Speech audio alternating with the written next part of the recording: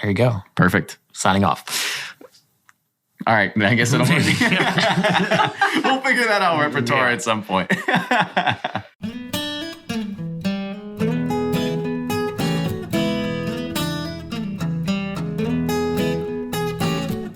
Hey everyone, welcome back to another episode of Bourbon Pursuit. And if this is your first time joining us, maybe you're listening on iTunes or Stitcher or Google Play, go ahead and hit that subscribe button. But if you didn't know, we're also a video podcast. So you can head over to youtube.com/Bourbon Pursuit, facebook.com/Bourbon Pursuit, and you can watch the video if you want to know exactly what we look like, who we're talking to, what they look like. Maybe you just want to be bored during the middle of the day at work and you want to kill your company's bandwidth and sit there and stream video. You can go ahead and you can do that. So make sure you subscribe on those channels as well. Now, today's episode might seem like one huge advertisement for Bourbon Beyond. And that's because it pretty much is.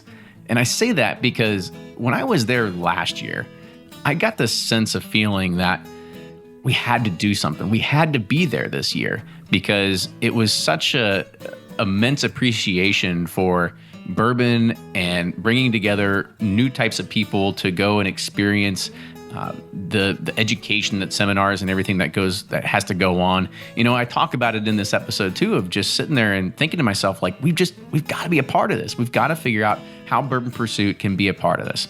And I can just guarantee you that you've never seen a bourbon festival bigger than this. And it's, in my opinion, it's breaking new grounds. It's really what it means to be on the fringe of what is to be a bourbon enthusiast, and also caters to the other people that just enjoy it casually, or maybe they're just now learning about it, or maybe just now learning about a podcast. But the coolest thing is that not only are we going to be there because we've got some sessions that we're going to be running, but you have a chance to go now as well, because Bourbon Pursuit is having a giveaway for not only just 2 general admission tickets, or just giving away a pair, but we're the only team that has been given the exclusive opportunity to give a weekend Mint VIP package experience. That means this is a Mint VIP entrance. These are $500 tickets, so it's a $1,000 package. You get access to air conditionings, you get air conditioned space, you have access to another bar, VIP viewing areas. It's really quite an experience. So this contest is now live on facebook.com/Bourbon Pursuit. Go ahead, find the post, and you can go ahead and get yourself entered to win the Mint VIP package or the GA giveaway. So we're going to go ahead and we're going to do that. And that's going to end on August 31st. So you've got 2 more weeks to get in there, and we're going to do it. We're going to roll it. And hopefully you can come and you can see us on stage at the Bourbon seminars, the Bourbon Plus seminars. And you can go and you can watch people like Lenny Kravitz and John Mayer and Sheryl Crow and Robert Plant. And it's funny, I get to talk about all these people and us in the same exact sentence. You don't really think of being able to do that, but it's pretty awesome. And now onto some other news. If you remember back on episode 72, we had Jay and Hannah from New Riff Distilling on the podcast. And they were talking about how they were starting to create their own distillate, but they were selling some of their sourced MGP products that were in their OKI brand. But it started to make new waves this past week as New Riff has now launched their 4-year-old bottle and bond bourbon that you can get in their gift shop and other surrounding areas. So look out for that as it starts making its way out. And other news for the podcast is that we're still rolling strong with barrel picks. We've got a few more in the books, and I'm ready to announce them right now. So we've got our Maker's Mark 46 blend that we're going to be doing here at the end of the month. That's going to happen. We've got a 4 Roses barrel selection. We've got a Knob Creek bourbon and a Knob Creek rye. We're doing a new barrel every single month, pretty much to the end of the year. So big shout out to Keg and Bottle out of the San Diego area. Make sure you go and you check out their website, Keg and Bottle, K-E-G, the letter N, bottle.com. And you can shop their online selection of almost over 700 plus different whiskeys and get them shipped right to your door. And if you want all the show notes with links and everything hitting your inbox, make sure you go to bourbonpursuit.com, sign up for our email list, and those will come to your inbox every Thursday morning around 7 a.m. Eastern time. and you can go ahead and you can get your Bourbon Pursuit fix for the week. And of course, if you love social media, make sure you follow us there. We just surpassed 10,000. I think we're at almost 10,500 Instagram followers. It's amazing that people just love to scroll and click like buttons on pictures of whiskey, but I find myself catching it nowadays too. So make sure you're following us there on Instagram to see what we're doing on Friday, Saturday, and perhaps Wednesday, Thursday, Monday, and Tuesday nights. But also make sure you follow us on Facebook and Twitter at Bourbon Pursuit. And lastly, Patreon is where we help grow the show, and you can be a part of it. All those barrel picks I talked about at the beginning here, you actually have the opportunity to join us on those barrel picks if you support the show at $10 or more per month. And the only way you can get a bottle is if you actually support it through Patreon as well. So go check it out, patreon.com/Bourbon Pursuit. We've got all kinds of cool stuff there: t-shirts, bottle totes, koozies, and of course, bottles and bottles and bottles of bourbon. So with that, enjoy this week's episode, and here's Fred Minnick with Above the Char. I'm Fred Minnick, and this is Above the Char. As I walked through popular downtown Denver and through herbal smoke clouds and droves of skinny man buns, I saw a familiar word that wasn't as popular here 10 years ago. Back then, cheesy beer billboards touted piss in a tin can. Today, those posters and billboards are gone. They've been replaced in bar windows, liquor stores, and street signage with the word whiskey. I saw this block after block with street advertising, including posters for Stranahan's, Woody Creek, and Distillery 291. It struck me as odd that I didn't see a single billboard for Jack Daniel's, Crown Royal, Jim Beam, or one of the other major whiskey brands. And it got me to thinking, was Denver rejecting big whiskey? From what I could tell, the answer was yes. I found a bar called Society Sports and Spirits. A black whiskey sign towered over its door, and only one Kentucky bourbon was served there, Kentucky Gentleman. By the way, that's one of the most rot-gut bourbons you'll find, but Society Sports and Spirits was calling itself a bona fide Colorado whiskey bar, beaming with state pride and offering mostly Colorado whiskey. You'll find 80 Laws, Old Elk, Tin Cup, State 38, 291, Stewards, and many others.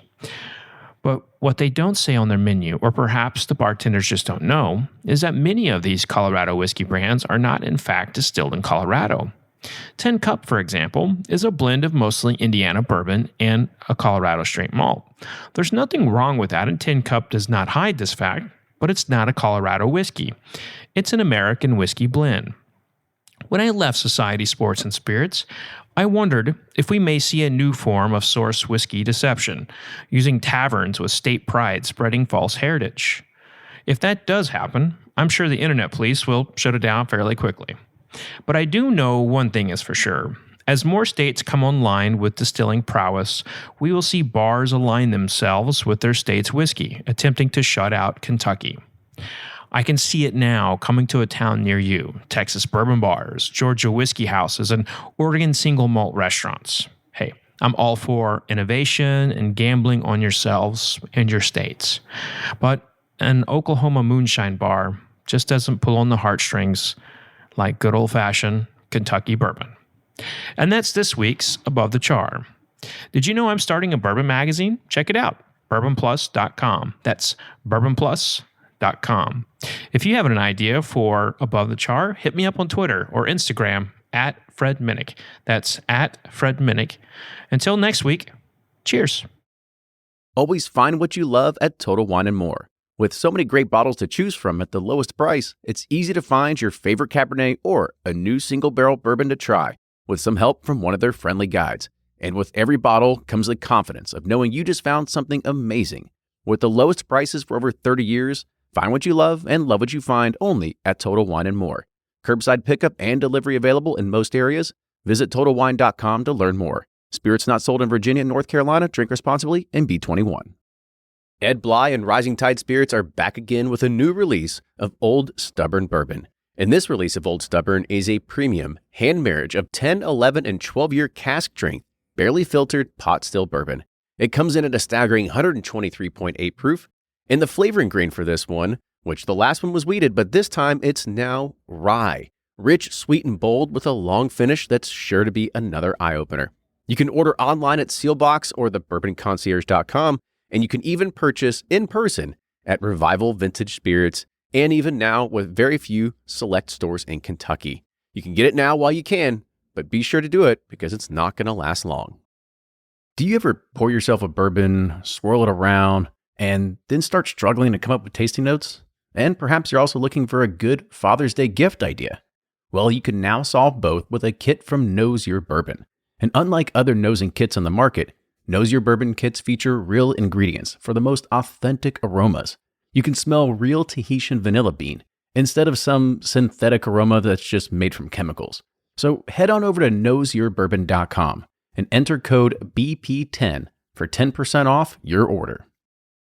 Play Whiskey Wednesday, Round 11, the memory game. Until June 26, each week you can win one of our 12 incredible grand prizes. Select $2 at checkout. And if they match on drawing night, you'll win that bottle. Not a match? No worries. You still score a Weller 12-year. Every $5 ticket gives you 5 chances to win, including 4 weekly bonus prizes. Get your tickets now at give270.org. Charitable Gaming License ORG 0002703. From their bar to yours, Chad and Sarah of the popular YouTube channel It's Bourbon Night bring you their favorite at-home old-fashioned mix with the new Elemental Elixir's Golden Hour Syrup. It's a custom-made syrup with notes of bold black tea, warm spices, and orange zest. All you need is your favorite whiskey and ice. No bitters needed. One bottle makes 16 drinks, so that's only $1 a cocktail before you add your own whiskey. They can also be enjoyed in other cocktails or spirits, mocktails, coffee, tea, and anything you can think of. It's crafted locally in Lexington, Kentucky, and you can get your bottle now at whiskeyambitions.com.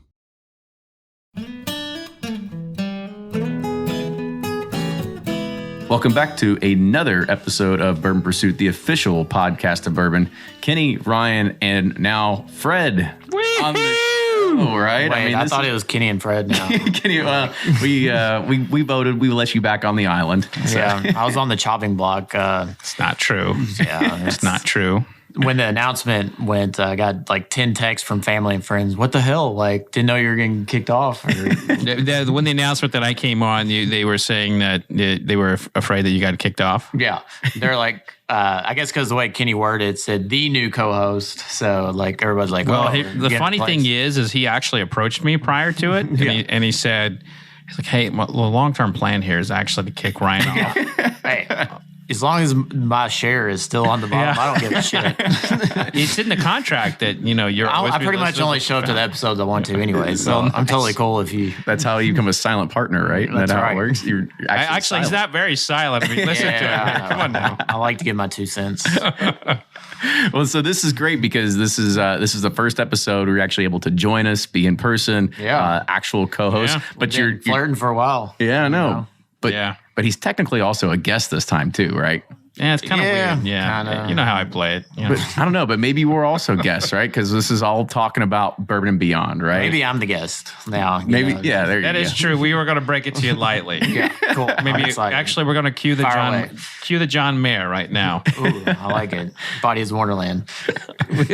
Probably a bad pick for me. For him, you go straight to the Body is a Wonderland. All right, that's his jam. We ride over here, and I was thinking Gravity. Your ascot's got me all excited. Okay, so Kenny, tell us. All right, moving on. Yeah, Sorry. here we go.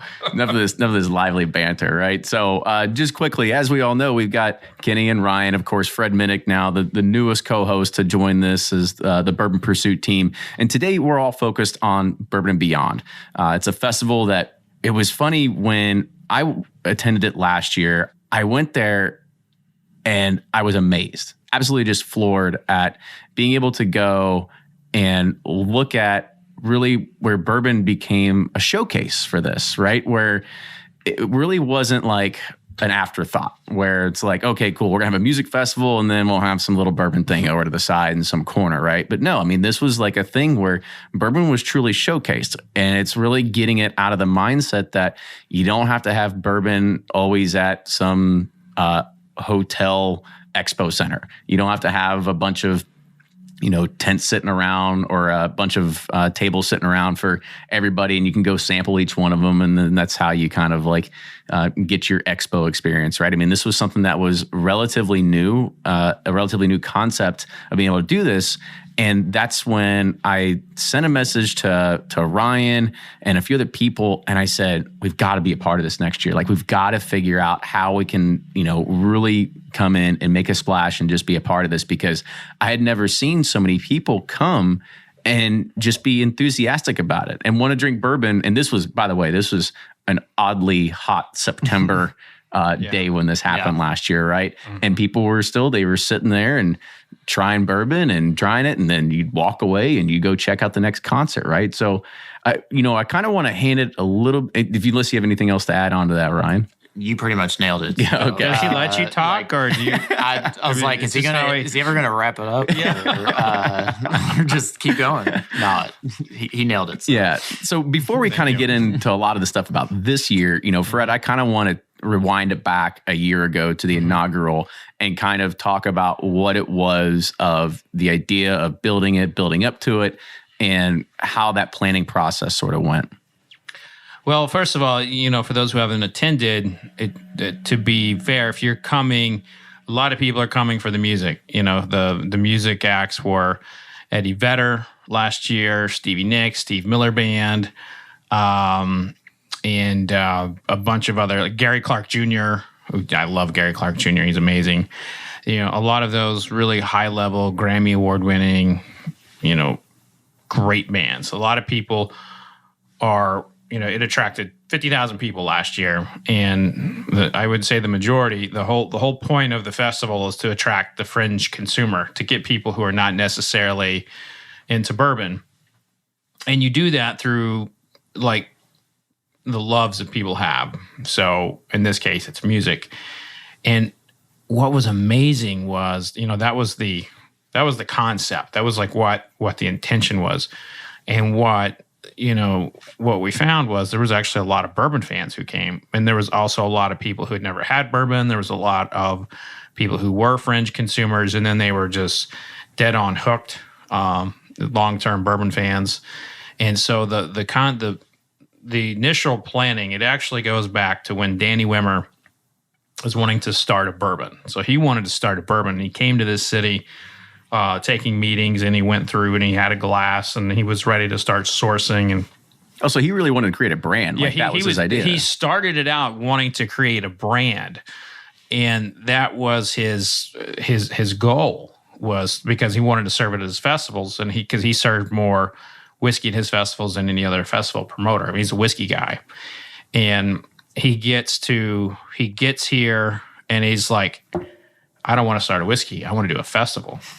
And that started out with Louder Than Life. Louder Than Life's a heavy rock concert, and it had a lot of those components that you saw at Bourbon and Beyond, like with a big giant bar. I do believe that is the largest, the longest bourbon only bar in the world. Definitely from a festival perspective, but it's hard to prove, but it's a very long bar. You need a tape measure to prove it, right? You need a tape measure. There's some easy tools for that. Well, it's like anybody can claim anything, right? But I'm not. I'm one of those people that I like to actually have facts. Like I want to, like someone else says they have the longest bourbon bar. Like I want to go prove it. Go prove it. So I don't like just saying things. Beat you by a foot this year, right? Yeah. But there's that's common in the bar business, as you know, And so Louder Than Life starts out, it has, Kid Rock. They'd eventually get headliners like Ozzy Osbourne and, Rob Zombie. And so that was their style of music. And last year, they started working with the mayor's office and everything to develop what would be Bourbon and Beyond. They wanted to do a bourbon festival. And it was, they brought me in, they started recruiting me probably in 2014. And kind of brought me into the fold in early last year, like January 2017, and I helped found the Bourbon and Beyond. And the whole premise of it is to have great food, because we have celebrity chefs. Like last year we had Carla Hall and Tom Colicchio. This year we have Aaron Sanchez and Tom Colicchio and Jose Garcia. We have a lot of great chefs. And then you have the bourbon side. And then this year on the music side, We have John Mayer, Lenny Kravitz, Sting, Robert Plant, a lot of great bands. And my whole vision is that someone gets the perfect bite of food and the perfect taste of bourbon while they're listening to like their favorite song. And that's kind of like, it's about experiencing everything at once. And that's really what this festival is all about for a bourbon lover. Whose idea was it to really bring in the culinary aspect, right? Because when I go to other kind of festivals, it's like, all right, let's get some dirty hot dog water and, you know, some bottles of water and we'll get back out there, right? I think it brings something new Some where nachos, popcorn. Yeah, there you go. Some of the Get back to drinking.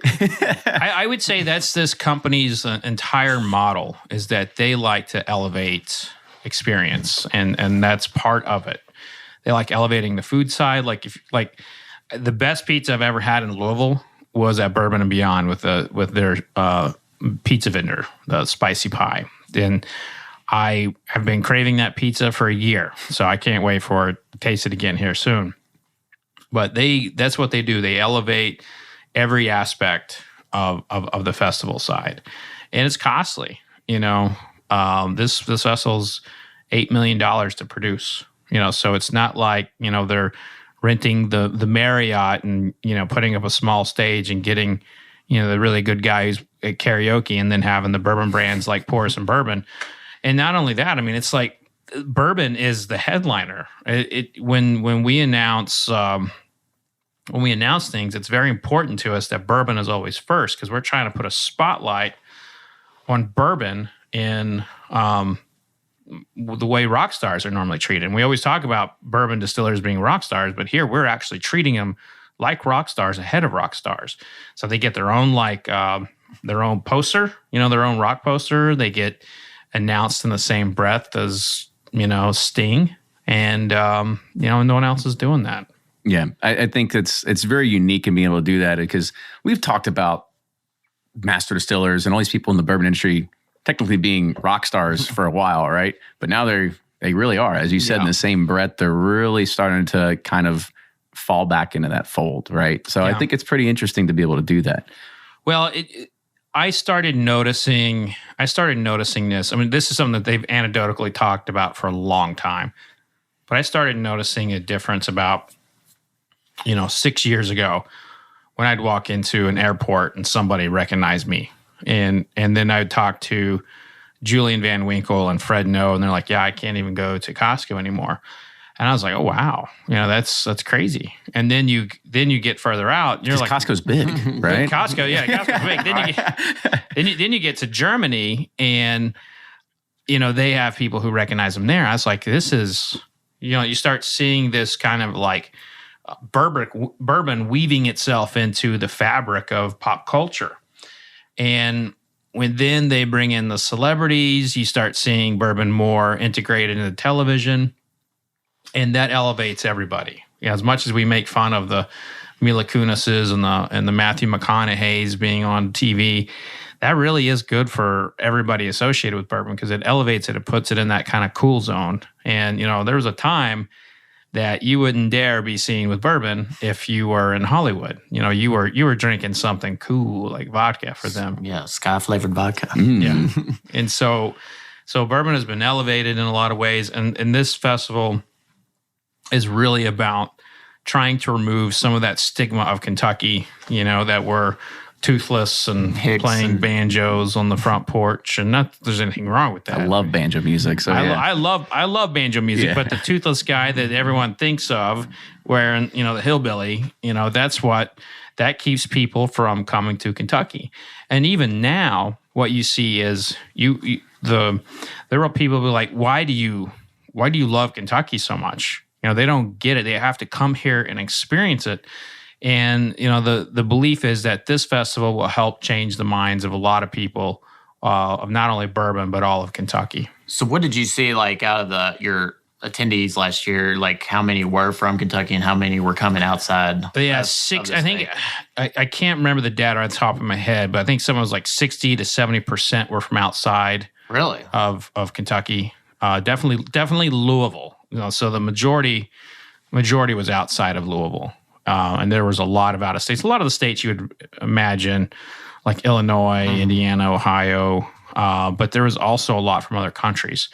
And if you think about it, if you're a fan of a musician and, you're like, this year we're going to go see Sting. No matter where you live, you're going to look at his tour schedule and you're going to say, all right, what do I want to kind of create a vacation around? Like, oh, he's going to be in Louisville, Kentucky, September 22nd. Let's do a whole vacation around this. Yeah, I like bourbon. I don't know much about it. So let's go down there and let's kind of build this whole trip around bourbon. That's what people are doing. They're following their favorite musicians. And they're coming down here and they're creating next thing you know, they're doing a distillery tour. Yeah. Then they're sitting on a seminar and then they're subscribed to the podcast. Then they subscribe to the podcast. And well, they're spending serious coin on bourbon. Yeah. And my hope is that, we'll be able to reach a lot of these people because they are coming in. The Bourbon Pursuit podcast logo is going to be everywhere. So, I mean, that's good. We order the biggest stickers possible. Yeah.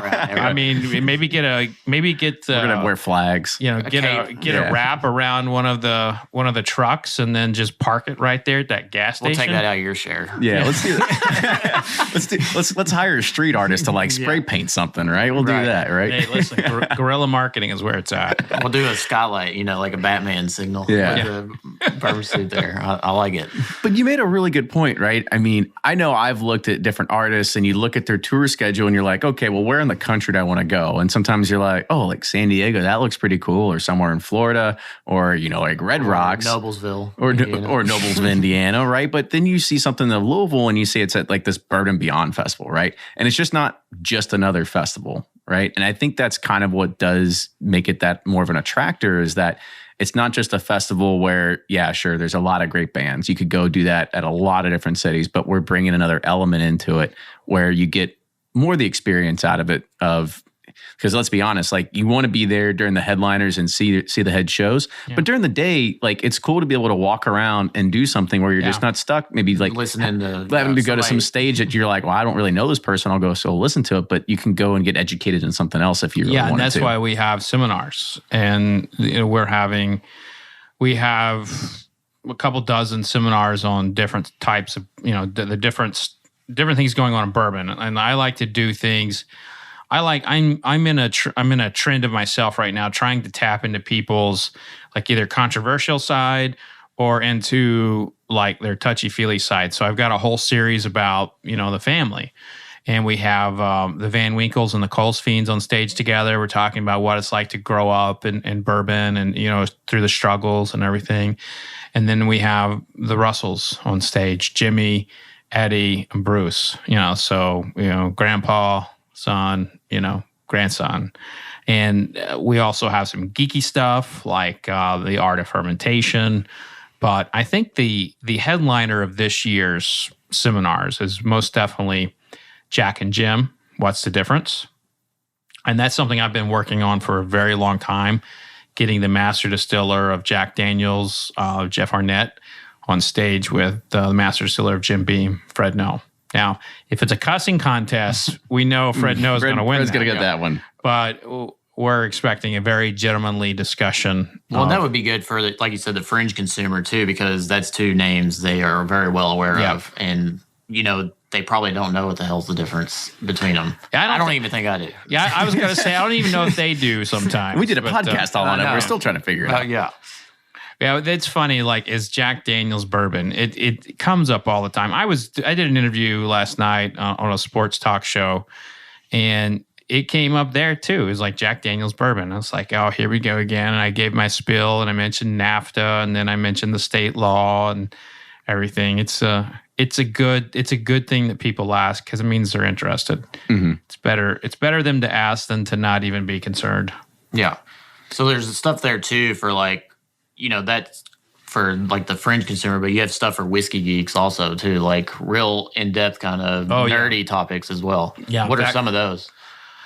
So some of those will be like the I'm looking at some things like value bourbon, right? Yep. That's one. Mm-hmm. We don't need no stinking master distiller, right? That's coming from our friend Blake over at bourboner.com, right? Actually, that concept was presented to me from Kave, from Rabbit Hole.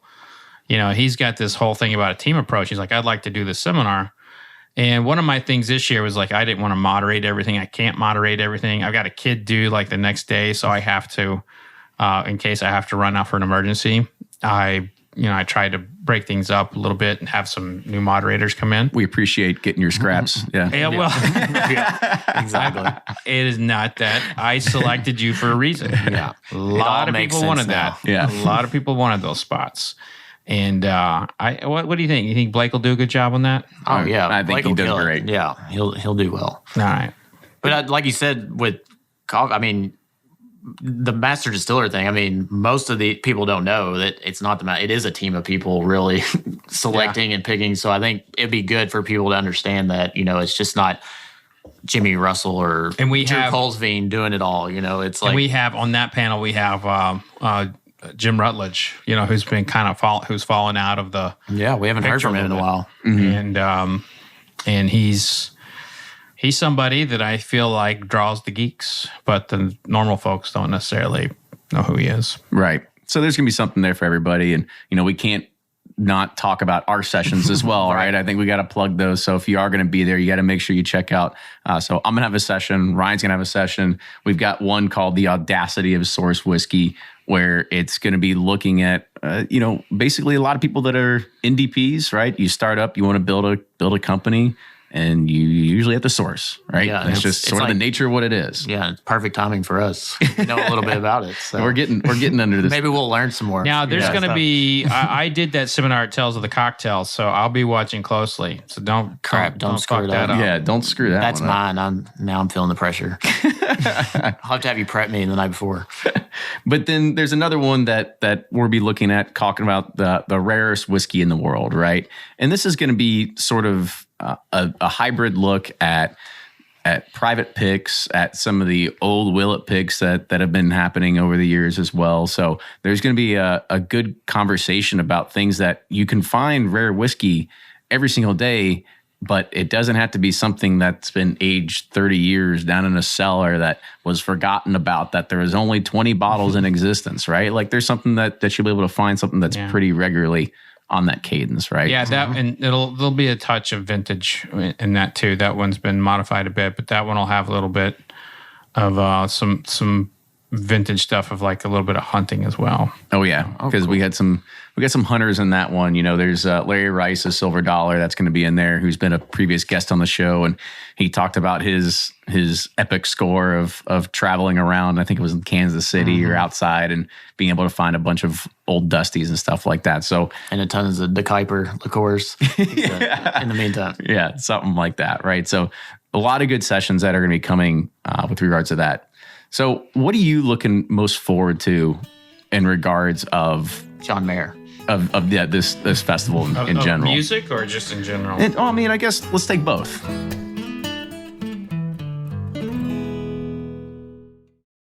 Shopify's already taken the cash register online, helping millions sell billions around the world. But did you know that Shopify can do the same thing at your retail store? Give your point of sale system a serious upgrade with Shopify. Shopify's point of sale is your command center for your retail store. From accepting payments to managing inventory, Shopify has everything you need to sell in person. And with Shopify, you get a powerhouse selling partner that effortlessly unites your in-person and online sales into one source of truth. Track every sale across your business in one place and know exactly what's in stock. Connect with customers in-line and online. Shopify helps you drive store traffic with plug-and-play tools built for marketing campaigns, from TikTok to Instagram and beyond. And get hardware that fits your business. Take payments by smartphone. Transform your tablet into a point-of-sale system, or use Shopify's point-of-sale Go mobile device for a battle-tested solution. Plus, Shopify's award-winning 24/7 help is there to support your success every step of the way. Do retail right with Shopify. Sign up for a $1 per month trial period at shopify.com/bourbon, all lowercase, and go to shopify.com/bourbon to take your retail business to the next level today. Shopify.com/bourbon. If you're anything like me, then you can't get enough about bourbon.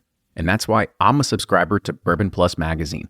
Bourbon Plus is a quarterly publication that tells the stories from the heart of bourbon, the farmers who grow the grain, the distillers who labor over the process, and the people like you and me who raise their glasses to celebrate it all. Subscribe to Bourbon Plus magazine today at bourbonplus.com, that's PLUS.com, and use code PURSUIT at checkout for $5 off your subscription.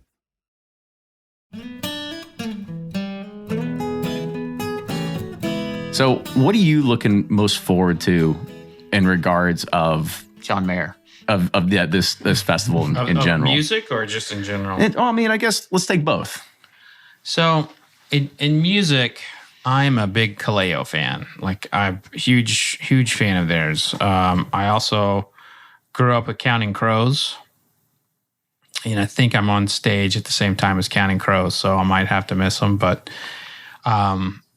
I thought you were a co-founder. Can't you like move the schedule? You can just bump somebody down, right? Well, when you're on stage a lot, it happens. And then when I'm not on stage, I do tastings like backstage and stuff. So I have a pretty meaty schedule.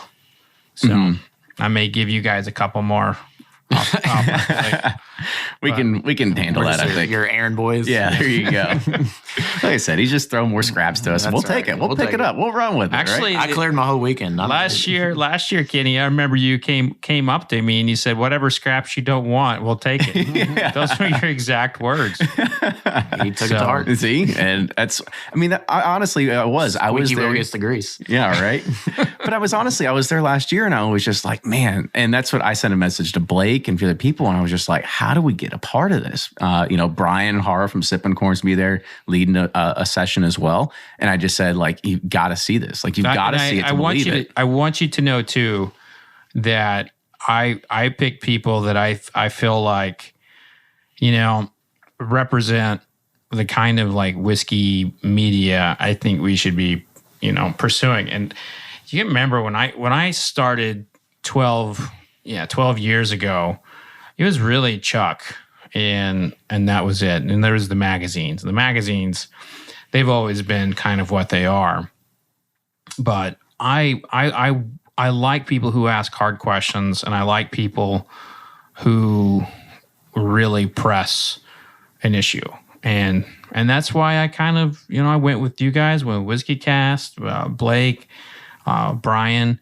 I brought in some people that I thought would be good fits too. And that's, so this is my way of kind of like, I don't know, I guess giving back and trying to help people in some ways. Like, I mean, no one ever did that for me. So other than like giving me a chance. And so I think that's all we ever need is like a chance. And if we're going to grow this category, if we're going to grow it into like, I have a big belief in bourbon, and I think it's going to do great things. I'm launching a magazine. I'm joining a podcast. I've got other stuff I'm doing. I'm trying to help press the envelope of what media is in this space. So, and live entertainment is a big part of that. Absolutely. And so that's one of the things when I kind of look at the way this is growing and the way it's moving. And I remember that conversation we kind of had last year. I was saying, I'll take your scraps, is because, you were running around everywhere. You're back and forth. You were pretty much moderating almost every single one of the panels. Moderated everything. Yeah, exactly. Right. You're probably ready for it to be over. And it was just kind of like, I was like, oh man, he's going to kill himself if he keeps going at this rate. Right. So it's like, you've got to be able to delegate and be able to find those right people to try to bring it to the next level. Because I think at the same time, you're going to find a lot more enjoyment out of this too, of being able to enjoy the show, enjoy the festival too, of being able to kind of walk around as well. I think there's that. I'm going to have, again, like, we're due September 26th, and we're you can plan that better. Yeah, yeah. When we were at the doctor, you're like, just stay in your bed all week and don't even attempt to move. She's got to come. She wants to come. I'm getting her a golf cart. And when we were at the doctor and they set our due date, my whole everything is just like, and so naturally I'm launching my magazine Bourbon Plus that same weekend. So I must, There's a lot going on in a minute. Whatever slack I took away by giving the moderating duties to other people, I definitely got that taken up doing other shit. Oh yeah. Well, that's part of what it is. So one of the things that I also want to talk about that is always a staple at the festival, you'd mentioned already the massive bar, right? Going there last year. I mean, the Big Bourbon Bar was It is. It's big. It's the biggest one in the world. I mean, It's the biggest bourbon bar in the world but let's try to describe it a little bit more, right? Because if on the official bourbon podcast. That's right. Yeah. So I want to try to describe it just a little bit more because I remember being there, and I don't think it was in alphabetical order, but I mean, it was like you had literally everybody had like 1792, Abraham Bowman, blah, blah, blah, blah, blah. You just keep going down the line, and there was like 30 or 40 different vendors there, right? And it was pretty intense. That we trimmed that down a little bit. Like the size is the same, but there's a little bit more room in between them. And we actually, didn't feel we turned people away in that spot. So we've got people out in different spots in the festival. We got a little thing we call like a lemonade stand that you can go and get something and one. It's like so if you want a slushie or something, that's like where you'll find like a slushie. Mm-hmm. Like a bourbon slushie. I love slushies, by the way. I used to hate them, and someone gave me the right slushie, and it changed me. Yeah. I was like, damn, there's nothing better. This is good. But so you walk in this big bourbon bar, and you see this massive amount of wood. It's the bar, and you see these names up on the backdrop, and you see the cocktails. You can get a cocktail, and get it neat, and then the area is just completely packed. And in the middle, you've got the bluegrass situation, which is the Sirius XM station. You've got their bluegrass, stage, and I got to tell you, I saw the best band I saw last year was in the bluegrass. It was in the bluegrass side, and that's saying something. The golden banjos, because Stevie Nicks, man, she made me cry last year. She was just. But it doesn't take much to make you cry. No, right? No. You're a softie. Somebody stepped on an ant over there. But you're looking at a really impressive space with a lot of cocktailing, and I think this year we have 24 along that line. Mm-hmm. So, and that's going to give me a little bit more room for them. Well, the other cool thing I remember about the big bar was that it was always packed. I mean, let's also say like it was hot, right? And it was shaded, right? Which is also really cool, right? It was a shaded area, but there were picnic tables, like everybody was hanging out, and you could sit there and you could watch the bluegrass band. You could go, and with that many different vendors, there was never really a huge line to wait for anything that you wanted to go try. So I think that was also something that was pretty cool in that aspect. Yeah, it's funny because you're right. There was not except for Rabbit Hole. Rabbit Hole had a constant line. Because they brought in the bartenders from Death and Company, which is arguably the best bar in the world.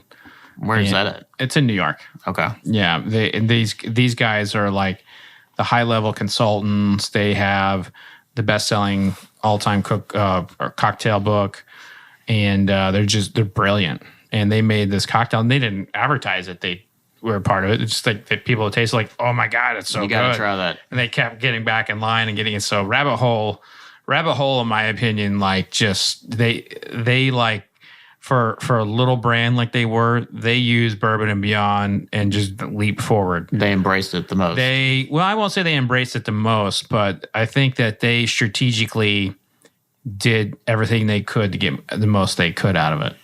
And it absolutely helped their efforts. Well, good.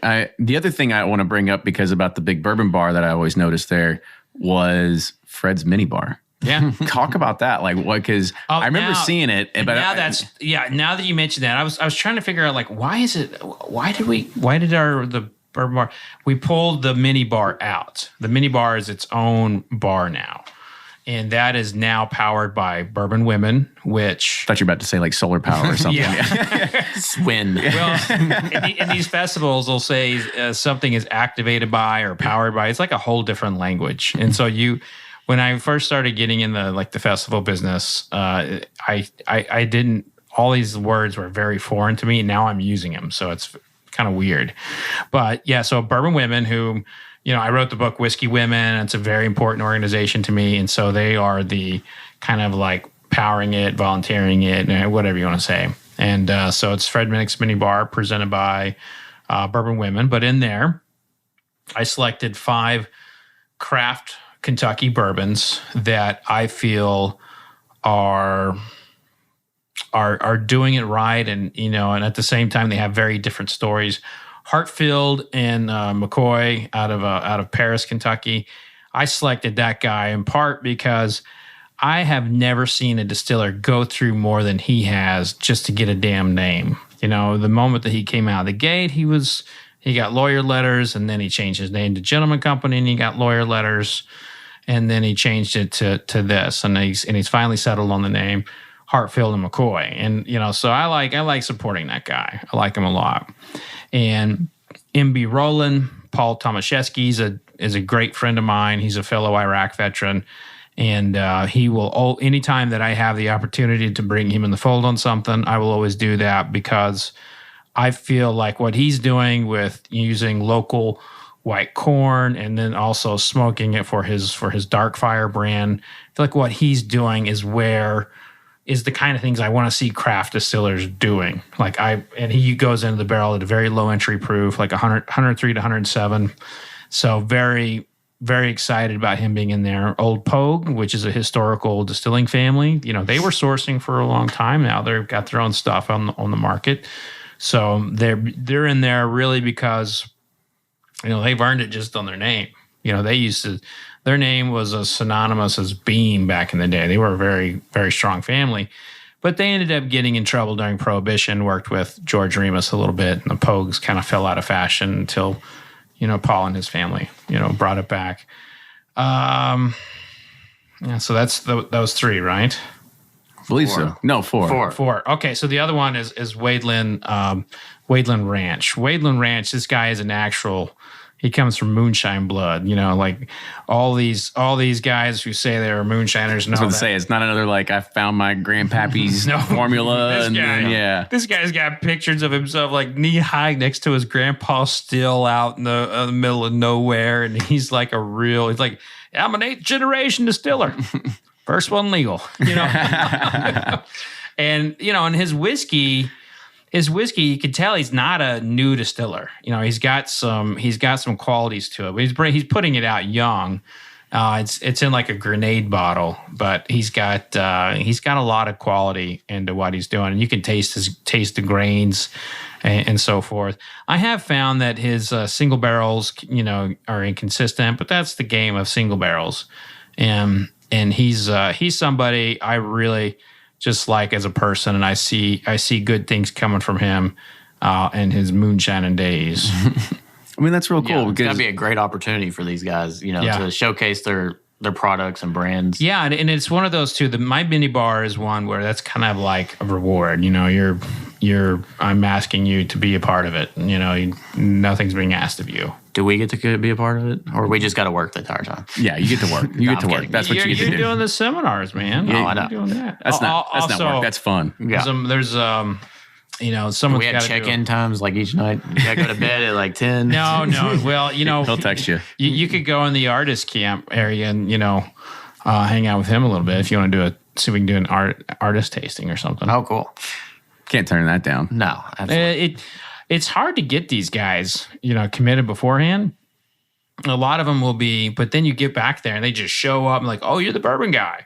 Oh, let's do this. And that's how most of my tastings have happened with a lot of these musicians, is that and it'll always be the bassist or the drummer. The vocalists very rarely will want to taste anything before they play, because it's whiskey. Let's be real. Yeah. That can have some effect on your vocal cords. My throat's already hurting. But what was give us a cool story from backstage last year. No, putting on the spot, but honestly, I was so much on stage at this one.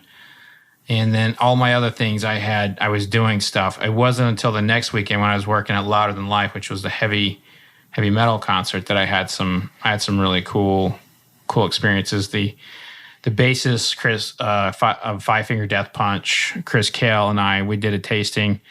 And then the next week or 2 or 3 weeks after, he came out sober and he doesn't drink anymore. So I haven't asked him, but I really hope that it wasn't Oh no, I know I have one. I have one from Backstage of Bourbon and Beyond. Yeah, so I did a tasting with ZZ Ward. That's what I was about to say. I was like, wasn't there a girl that had like the knee high like leather boots or something like that? You remember? I remember you talking about that. Yeah, I did a tasting with her, and she was very, very much a whiskey fan. Very much a whiskey fan. And then she blamed me like the next day, like, you're the one who got me on all that bourbon or something like that. It was funny, but she was fine. But apparently the next day, I mean, I just do a tasting. What do you do after that?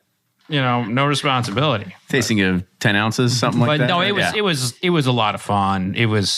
She was cool, and just getting to hang out with her. And Sean James, last year I did a tasting with Sean James, and that guy has the deepest, one of the coolest voices I'd ever heard. And then you talk to him, and he just sounds like a normal guy. You expect these like brilliant musicians to just have like a different voice, but really they're just talking like us. They're artists, It's amazing. Mm-hmm. So it's kind of like when we talk. Yeah, I think so. We put a microphone in front of us, and we're like, "Oh my gosh, wow, these guys sound amazing." Nah, not me. That's why I'm on the chopping block. we gotta drop that now. So the other thing is, I remember last year. wait, now. Why are you so dismissive of his feelings? Everybody's like, "Oh, he's always." It seems like he's too worried about it. It's like, no, have some confidence. You'll be fine. You're not going anywhere, Ryan. I'm just messing with you. Not yet. No, I'm just kidding. I don't know what's going on here. I got to learn your rapport. It's okay. So last year I was there, and I remember there was like a vintage bar. Now, was there anything that's going to be sort of people can experience something that's vintage whiskey too? Yeah, Silver Dollar is manning the Hunters Club, and there will be some vintage whiskeys there. Pappy, Kentucky Owl, the Buffalo Trace Antique Collection, that sort of thing will definitely be there. But the goal, I'm trying to get like a bottle from every like decade, and that can be difficult. But with the new vintage law, I think we will be able to pull it off. Did you see that as a big attractor last year? I mean, were a lot of people interested in it? Like, and I know there's believe me, there's definitely geeks that'll go in there. Yeah, and there's some geeks that'll be like, I'm not paying that. But are there other people that are like, well, actually, that's I would say geeks are the hardest people to sell because we know everything. And we're like, oh, you're an idiot for charging that. And you end up buying Heaven Hill Green Label for like $3, and you're like looking at everybody like, I got you. So geeks are not necessarily the people that are always going to buy that, but there's a lot of people who've never had Pappy, and they want to try it, and that stuff does sell. Mm-hmm. And I think I have seen that stuff sell for price points that just seem ridiculous, but people want to try it. Now, I don't know if the vintage stuff will sell as much. My hope is it would. I think a lot of it would depend on the weather. A lot of it will depend on like how, the bar staff is able to discuss it, to tell the story, and also like what people know about what it is. If there's an old Dowling in there and you happen to know the story of the Dowling family moving their distillery to Juarez, Mexico to make Mexican bourbon, you might be pretty intrigued to taste that. It might be one of those like, oh, I know the story behind this. And but I think in general that's another one of those spots where it has air conditioning, and depending on the weather, it could be packed, it could be kind of like free flowing. I mean, who knows? Absolutely. So I guess, are there any other bourbons that you're excited about to be able to showcase this year, other than Fred's Mini Bar, that maybe didn't get as much recognition last year or weren't there last year, that are going to be able to kind of be highlighted? Yeah, I as you all know, I'm a rum fan. I'm a big rum fan. You know that. You wrote a book about it at one point, right? I wrote a book about it. It's going to be Rum and Beyond? Bourbon and Rum and Beyond. I've been working on one. I don't think I'm going to win, but not this festival. But what? It'll be in Jamaica somewhere. Would you guys mind coming Barbados? down? No, I'll moderate. Yeah, nice. We can do that. I need some moderate. You got to learn rum, though. Yeah, I'll take the Foursquare. Give me a weekend. I'll crash course. Yeah. Just give me your book. So Jim Beam is doing something that I find fascinating. They're doing the Tiki Bar, and they're doing like Jim Beam cocktails and that, and I think that's just ballsy. Getting into rum's like space that is quintessential rum. And as rum has been pecking at the door on bourbon consumers, bourbon's coming right back at you with the right hook and saying, "Oh yeah, you want to take some of ours? We want to take some of yours." And I know that's not how it's going down, but in my mind, that's how everything's working. That everyone's fighting, for a consumer. And if that active in bourbon, Tiki has been growing. It's been very successful. Who one of the the pioneers behind the modern movement was Danny Wimmer. He's been pushing bourbon Tiki at his festivals for 10 years, and so he's got Larry Rice had bourbon Tiki at his El Camino restaurant, which that was the first time I ever had it. Explain bourbon Tiki, because I'm not even sure if I understand and grasp it correctly, and I'm sure there's a lot of listeners out there that don't either. Do we need to tell him? Do we want to tell him, or do we want to keep this kind of like our thing? Underground. It's just us. Yeah, we can share together. All right. So Tiki is a culture. It's created by at Trader Vic's. It's the Mai Tai. It's the Zombie. It's all these like crazy cocktails with rum. There's be like orgeat syrups. There's just a lot of stuff, but. Basically, is Goombay Smash considered Tiki? Smash is normally or not. Maybe, but this is where we see the umbrella. We see the big piece of pineapple coming out. They're in those glasses that have faces on them. That's Tiki, and there's a culture behind it. Is there going to be like a sand? Like the floor's going to be out of sand too? Hopefully, right? Actually, you got to wear a lei. Actually, they're going to have like a. I can't remember the rendering, but they are going to have like a little area.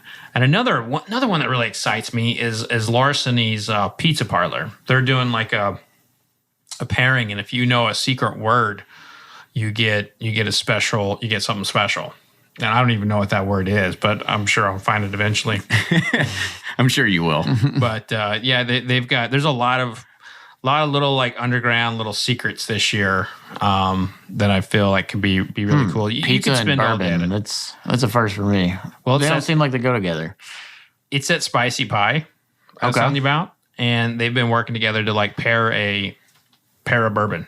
So cool. I think Larceny actually pairs pretty well with most things. Well, next year we'll have to get ahead of it, and we're going to have our own Pursuit speakeasy, right? And you got to know the password to get in there. Oh yeah. Yeah.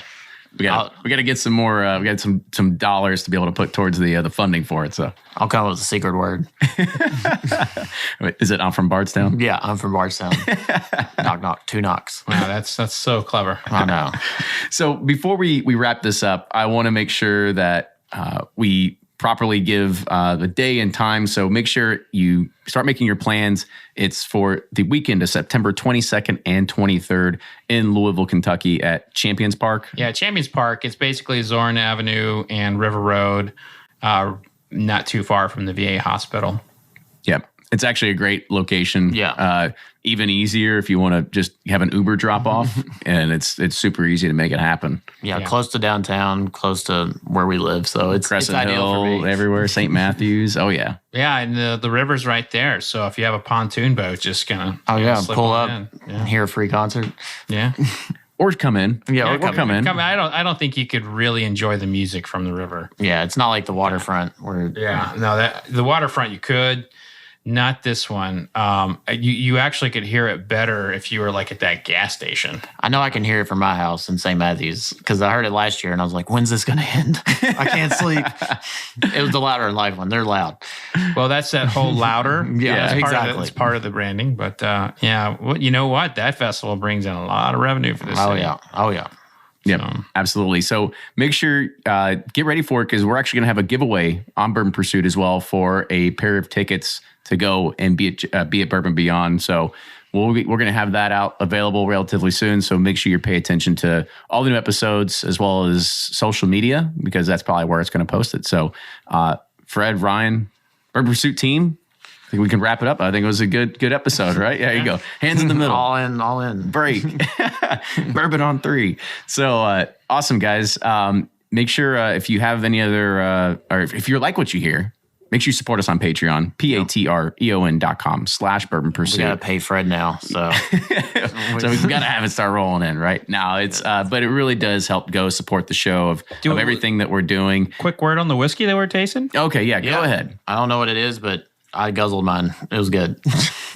So this is Old Jordan from the early 1900s.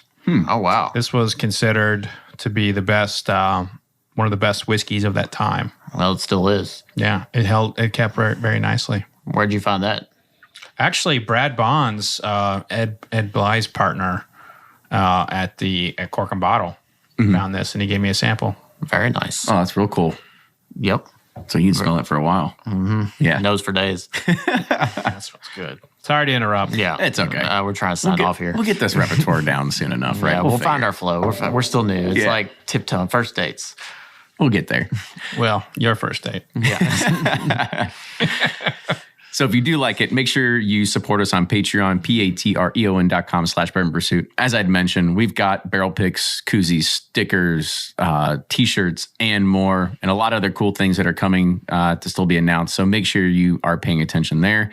Ryan, go ahead and, by the way, iTunes reviews. Don't forget iTunes reviews. Yeah, they help us get found easier on iTunes. So please, if you like what you hear, please review it because it helps us get found by other whiskey enthusiasts. So please keep those. And any feedback, suggestions, we love hearing from our listeners because quite honestly, you all give us some of the best ideas. So, yeah, Fred, what's your sign off going to be?